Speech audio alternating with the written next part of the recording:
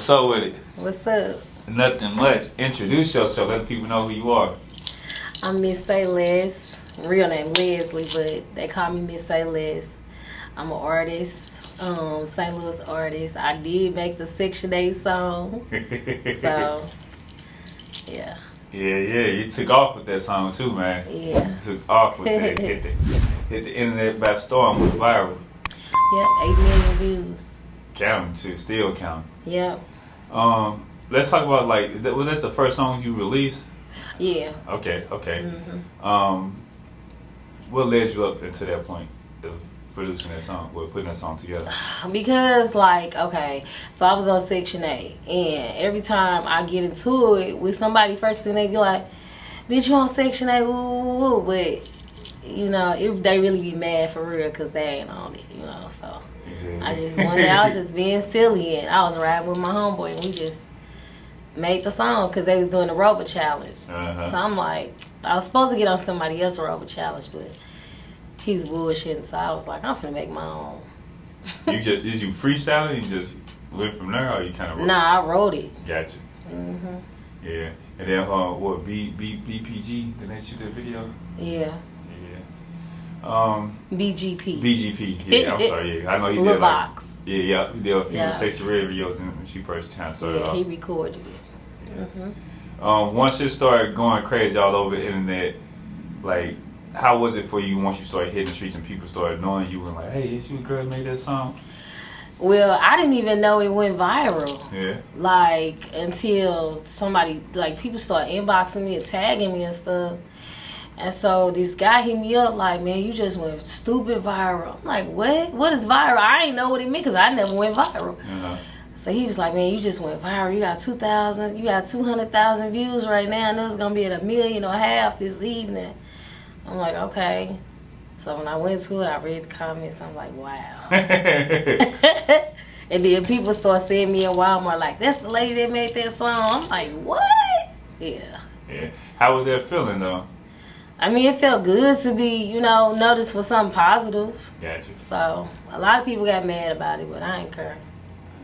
And then, did you follow up with the food stamp anthem after that? Yeah, I did the food stamp song after that. And they kind of did this thing, too. They did this thing, too. They did.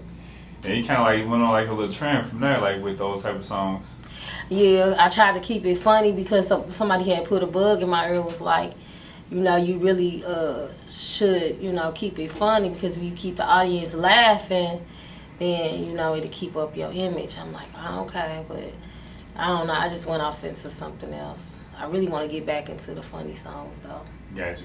And you say you went off into something else. Was that the, what's the song where you did the...